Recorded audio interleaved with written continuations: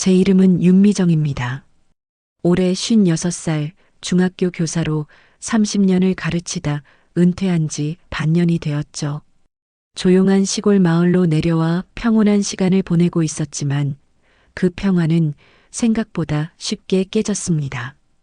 그날 아침 작은 정원에서 상추를 따며 딸 다은이를 걱정하던 중 전화 한 통이 걸려왔어요. 엄마, 뉴스 봤어요? 다은이의 목소리는 떨리고 있었습니다. 그녀의 회사에 부정거래 의혹이 보도되었다는 소식이었죠. 마음이 철렁 내려앉았어요. 과거 남편이 사업에 실패했을 때의 무력감이 되살아나는 듯 했습니다. 빚더미에 앉아 힘없이 무너져가던 그때의 기억이 너무나 생생했거든요. 걱정하지 마.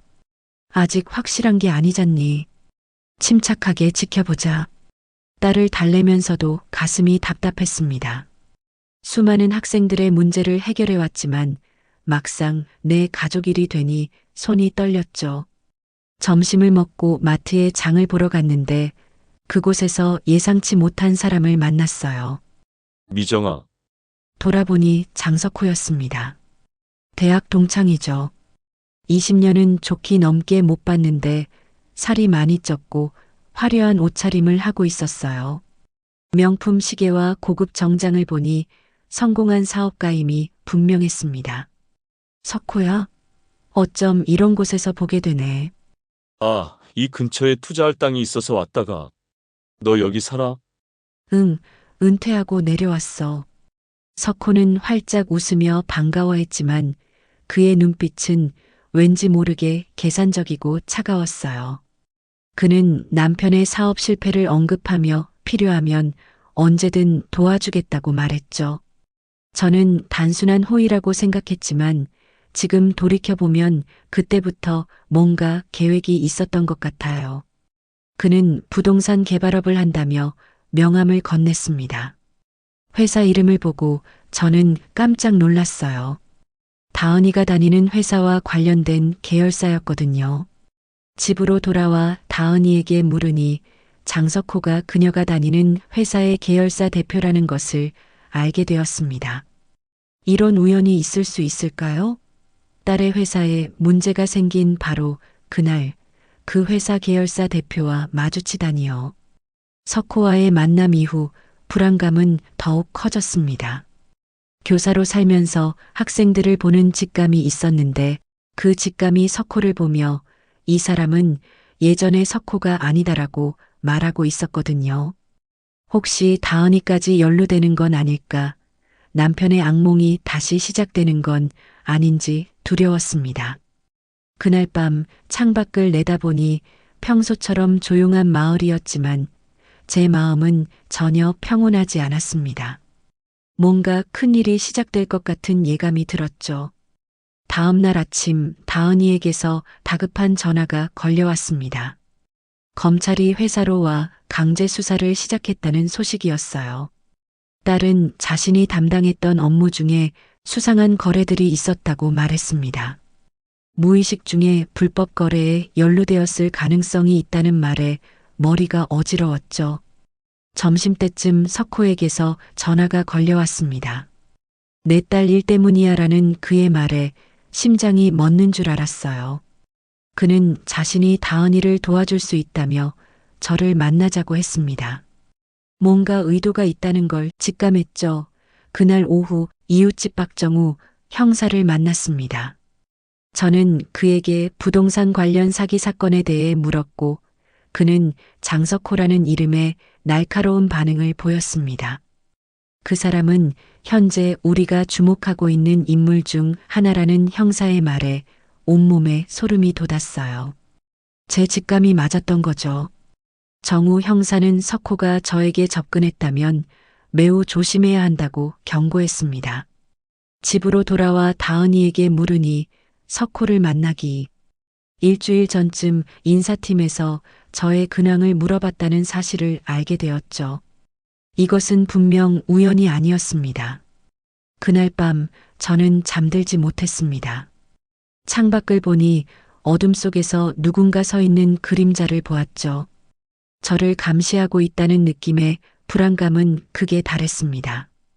교사 생활 동안 수많은 위험을 겪었지만 딸이 위험에 빠질 수도 있다는 생각은 차원이 다른 공포였어요.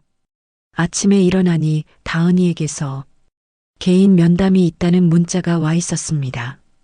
저는 다은이에게 절대 혼자 들어가지 말고 노조나 동료와 함께 갈 것을 조언했어요. 점심즈음 석호에게서 다시 전화가 왔습니다. 그는 다은이의 업무가 검찰 수사 대상이라며 이 일이 크게 번지면 다은이가 연루될 수 있다고 협박했죠. 그리고 딸을 보호해주는 대가로 서류 봉투를 보관해달라고 요구했어요. 저는 서류를 받으면 안 된다는 것을 직감했습니다. 미정아, 너도 힘든 일 많이 겪었잖아. 남편 일로 그때 내가 어떻게 도와줬는데. 라는 그의 말에 저는 분노했습니다. 남편의 사업 실패가 결국 석호와 관련이 있었다는 것을 깨달았거든요. 석호는 자신이 남편에게 투자자들을 소개해줬고 그 일이 결국 우리 가정을 무너뜨린 시작이었다고 말했습니다. 분노가 치솟았지만 딸의 안전을 위해 참았습니다. 저는 서류가 뭔지 물었고 그는 합법적인 것이라 거짓말했죠. 저는 생각할 시간을 달라고 했고 그는 내일까지 결정하라며 협박했습니다. 카페를 나와 정우 형사에게 이 모든 사실을 알렸습니다. 형사는 서류를 절대 받아서는 안 된다고 경고했죠. 집으로 돌아와 다은이에게 퇴근길을 조심하라고 당부했습니다. 그리고 그날 밤 창밖에서 검은 옷을 입은 남자가 우리 집을 지켜보고 있는 것을 확실히 목격했습니다. 저는 결심했어요.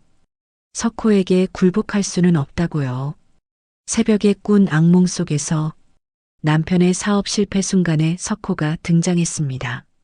아침 일찍 다은이에게서 전화가 왔고 그녀 역시 누군가 집 앞에서 서성이는 것을 봤다고 했습니다. 석호의 사람들이 다은이까지 감시하고 있었던 거예요. 저는 바로 서울로 올라가 다은이를 만났습니다. 카페에서 다은이에게 모든 진실을 털어놓았습니다. 남편의 사업 실패가 석호의 계획된 함정이었다는 것, 그리고 석호가 지금 그녀를 볼모로 저를 협박하고 있다는 사실까지. 다은이의 눈에 분노가 타올랐어요. 우리는 함께 이 문제를 해결하기로 결심했죠. 호텔로 몸을 피한 후 정우 형사에게 전화를 걸어 석호가 우리를 감시하고 있다는 사실을 알렸습니다. 형사는 석호가 지난 10년간 비슷한 수법으로 여러 사업가들을 파산시켰으며 남편 역시 그 피해자 중 한 명이었을 가능성이 높다고 말했습니다.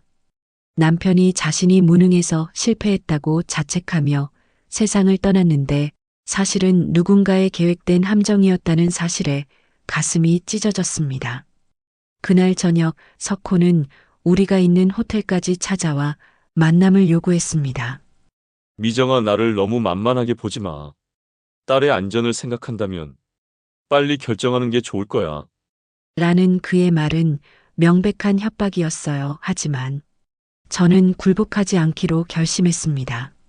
남편의 억울함을 풀고 다른 피해자들을 위해서라도 석호를 막아야 했거든요. 다은이 역시 같은 마음이었어요. 우리는 정우 형사와 함께 석호를 잡기 위한 계획을 세웠습니다. 다음 날 아침 석호가 원하는 서류를 받는 척하면서 그의 범행 증거를 확보하기로 했습니다. 저는 석호에게 전화를 걸어 서류를 받겠다고 말했고 한적한 공원에서 만나기로 했죠. 저는 녹음기를 몸에 숨기고 공원으로 향했고 다은이는 멀리서 지켜보고 있었습니다. 석호는 서류 봉투를 건네며 한 달 정도 보관해달라고 말했어요. 저는 남편의 죽음이 석호의 계획이었는지 물었고 그는 망설이다가 위에서 시키는 일이었다고 실토했습니다. 석호가 누군가의 지시를 받고 있다는 중요한 단서를 얻은 순간이었죠. 그때 석호의 휴대폰이 울렸고 그는 급히 자리를 떠났습니다. 저는 서류와 함께 녹음 파일을 정우 형사에게 전달하며 석호 뒤에 더 큰 조직이 있다는 사실을 알렸습니다. 형사는 석호가 말다닐 가능성이 높다며 당장 안전한 곳으로 피하라고 경고했죠. 호텔로 돌아가려는 순간 주변에서 수상한 검은 정장 차림의 남자들이 보이기 시작했어요. 석호의 사람들이 우리를 쫓고 있었던 거죠. 우리는 급히 호텔을 빠져나와 택시를 타고 경찰서로 향했습니다. 뒤에서 검은 승용차가 쫓아왔지만 무사히 경찰서에 도착할 수 있었어요. 우리는 정우 형사가 연결해준 담당 형사에게 서류와 녹음 파일을 넘겼습니다. 하지만 석호가 체포되기까지 며칠이 걸린다는 말에 저는 초조해졌어요. 석호를 완전히 잡으려면 더 확실한 증거가 필요했습니다. 그날 저녁 저는 다은이와 함께 석호의 자백을 더 받아내기 위한 위험한 계획을 세웠습니다. 다음 날 석호에게서 또 전화가 왔습니다. 경찰이 수사 중이라며 저를 의심했지만 저는 아니라고 잡아댔죠. 그는 더 이상 숨길 곳이 없다며 한적한 공원에서 만나자고 했습니다. 저는 녹음기를 몸에 숨기고 약속 장소로 갔고 다은이는 혹시 모를 상황에 대비해 경찰에 연락할 준비를 하고 멀리서 지켜봤습니다. 석호는 초조해 보였습니다. 그는 위에서 이 일을 정리하라고 한다며 제가 보관하고 있는 서류를 없애야 하고 저와 다은이도 입을 다물어야 한다고 협박했죠. 그 순간 저는 그가 우리를 해치려 한다는 것을 직감했습니다. 저는 석호에게 뒤에 있는 조직에 대해 물었고 그는 경찰 안에도 사람들이 있고 정치권에도 연결되어 있다며 이 일이 얼마나 거대하고 위험한지 말했어요. 남편의 죽음이 그 조직에 계획된 일이었다는 사실에 분노가 치솟았지만 저는 그가 마지막으로 보여줄 양심에 기대하며 우리 같이 경찰에 가서 다 털어놓자고 설득했죠. 석호는 망설였습니다. 그는 자신의 가족이 위험해질까 두려워했어요. 그때 공원 입구에서 검은 옷을 입은 남자들이 나타났습니다. 석호는 저에게 빨리 도망가라고 소리치며 시간을 벌기 위해 그들에게 걸어갔습니다. 저는 다은이가 기다리는 곳으로 뛰어갔고 바로 경찰에 신고했어요. 하지만 우리가 경찰서에 도착했을 때는 이미 늦었습니다. 석호는 사라진 후였죠. 석호가 사라진 지 이틀 후 놀랍게도 그가 경찰서에 자수했다는 소식이 들려왔어요. 정우 형사가 알려준 소식이었죠. 석호는 모든 것을 자백했고 제가 녹음한 파일과 서류들이 결정적인 증거가 되었습니다. 며칠 후 구치소 면회실에서 석호를 만났습니다. 그는 많이 초췌했지만 예전의 따뜻한 눈빛이 돌아와 있었어요. 너 때문에 자수했어. 네가 포기하지 않는 모습을 보면서 내가 얼마나 비겁했는지 깨달았어라고 말했죠. 그는 자신이 알고 있는 모든 것을 경찰에 털어놨다고 했습니다. 그 거대한 조직의 구조, 피해자 명단, 불법 자금 흐름까지 남편도 그 피해자 명단에 있었다는 사실에 가슴이 아팠지만 이제라도 진실이 밝혀진 것에 감사했습니다. 몇 주 후 재판이 시작되었고 저와 다은이는 증인으로 섰습니다. 저는 석호의 협박과 과거의 진실 그리고 그가 마지막에 보여준 양심까지 모든 것을 증언했죠. 재판부는 석호에게 징역 10년을 선고했지만 자수와 협조에 대한 참작으로 형량이 줄어들었습니다. 재판이 끝난 후 석호와 마지막 대화를 나누었습니다. 나는 평생 잘못된 길을 걸어왔어. 그런데 널 보고 깨달았어. 정의를 놓지 않는 사람이 얼마나 강한지. 라는 그의 말에 저는 흔들리지 않으려 했습니다. 저는 단호하게 말했죠. 네가 내 남편의 삶을 무너뜨린 건 용서할 수 없어. 하지만 네가 마지막에라도 진실을 택한 건 기억할 거야. 그 순간 저는 비로소 오랜 세월을 짓눌렀던 무게를 내려놓을 수 있었습니다. 밖으로 나서자 겨울 햇살이 어깨를 따뜻하게 감쌌어요. 저는 마음속으로 다짐했습니다. 피의자는 반드시 벌을 받아야 하고 또다시 피해자가 생겨서는 안 된다. 그것이 정의가 살아있다는 증거다. 딸 다은의 손을 꼭 잡고 걸어 나오며 우리 삶에도 다시 빛이 돌아왔음을 느꼈습니다. 은퇴한 교사에서 다시 선생님이 된 기분이었어요. 이번에는 더 큰 교실에서 더 많은 사람들에게 진짜 중요한 것을 가르칠 수 있게 되었으니까요. 저의 이야기는 끝이 났지만 동시에 새로운 시작이기도 했습니다. 정의는 한 번의 승리로 완성되는 게 아니라 매일매일 지켜나가야 하는 거니까요. 지금도 어딘가에서 불의에 맞서 싸우고 있는 분들께 말씀드리고 싶습니다. 포기하지 마세요. 정의는 살아있습니다. 그리고 여러분의 용기를 기다리고 있어요.